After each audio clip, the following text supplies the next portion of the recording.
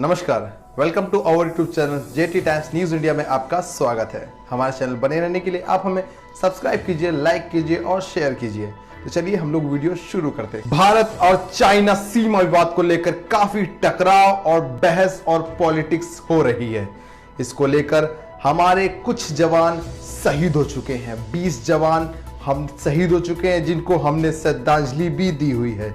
वो हमारी भारतीय ताकत है और वो हमेशा हमारी ताकत बने रहेंगे। तो देखिए, कुछ 20 जवानों के शहीद हो चुके हैं और कुछ घायल बताए जा रहे थे, जिसमें 40 जवान घायल और क्षतिग्रस्त हैं। तो देखिए, एक जवान की कहानी जो वहां से मतलब चाइना वालों ने मरा समझकर छोड़ दिया था और उनकी हालत अब ठीक है। जब वो होश में आए हैं, उनका क्या है बयान, चलिए हम आपको जानते हैं। देखिए, चीन की छल की पूरी कहानी बताएंगे हमारे जवान। 250 भारतीय जवानों पर चीन के 1000 से ज्यादा सैनिकों के अचानक किया था हमला। 250 भारतीय थे और 1000 चीनी सैनिकों ने हमला किया था, वो भी अचानक। 5 घंटे तक 5 फीट गहरे बर्फीले में पानी में चली थी लड़ाई।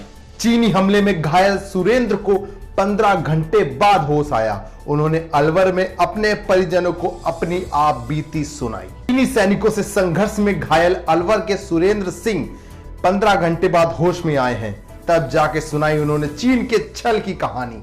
हकीकत क्या है जानते हैं इस रिपोर्ट में। कांटेदार तार बंधे डंडों से हुए हमले में सुरेंद्र के सिर पे 12 टांके लगे हैं, हाथ में फ्रैक्चर है। 15 जून की शाम चीनी सैनिकों ने लद्दाख की गालवन घाटी से निकल रही नदी के किनारे अचानक धोखे से हमला कर दिया। इस नदी के किनारे का रास्ता इतना सकरा था कि सिर्फ एक व्यक्ति के निकलने लायक था। अचानक धोखे से किए गए इस हमले में कई सैनिक करीब 5 फीट गहरी बर्फीली नदी में गिर गए। खून जमा देने पर इस पानी में चीनी सैनिकों से करीब 5 घंटे तक खूनी संघर्ष होता रहा। हमारे करीब 250 जवान थे, जबकि चीनी के सैनिकों की संख्या 1000 थी। इससे बावजूद हमने उन्हें करारा जवाब दिया और 40 जवान शहीद हुए चाइना के। चीनी सैनिकों ने मेरे सिर पर कटीले तार बांध के डंडा किया। सुरेंद्र कुमार क्या रिपोर्ट। अलवर के सुरेंद्र को चीनी सैनिक उसे मरा समझकर भाग गए।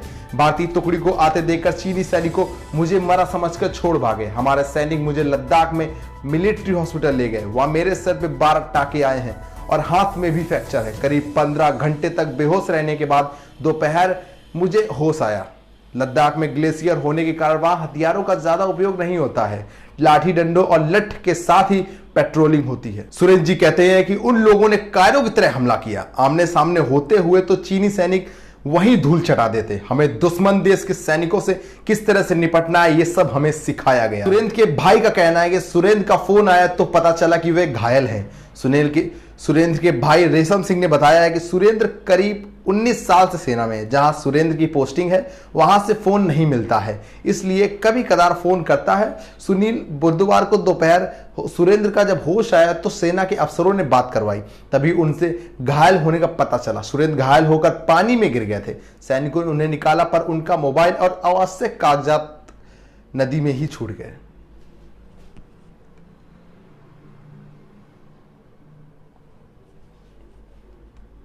और एक और चौंका देने वाली खबर है और बहुत ही शोक खबर है। लेह में ही हिमस्खलन के कारण फिसलने से झुंझुनू का जवान भी शहीद हो गया है। जी हां, लेह क्षेत्र में हिमस्खलन के कारण झुंझुनू जिले के नवलगढ़ के क्षेत्र के जाखल गांव के सपूत अजय कुमावत 32 साल के शहीद हो गए हैं। उनका पार्थिव शरीर देर शुक्रवार को गांव पहुंचेगा। अजय 41 तोपखाना में नायक पद पर तैनात थे। सियाचिन ग्लेशियर में उनकी टीम एक स्थान से दूसरे स्थान पर जा रही थी, तभी यह हादसा हुआ। अजय 4 साल की बेटी हंसवी है। अजय करीब 13 वर्ष पहले चूर में आयोजित ओपन रैली में भर्ती हुए थे। वे करीब 2.5 साल राष्ट्रीय राइफल्स में भी काम किए थे। ये है हमारे जवान, ये हमारी भारतीय ताकत जो हमारे भारत को मजबूत बनाते हैं और हम लोग चैन की नींद से सो पाते हैं। तो प्लीज इन जवानों को शेयर कीजिए और इन जवानों को श्रद्धांजलि दीजिए हमेशा, और इन जवानों का हौसला बढ़ाइए और इनकी रिपोर्ट भी शेयर कीजिए ताकि ये रिपोर्ट सब तक पहुंच जाए। उनकी कहानी क्या है, चीन का छल।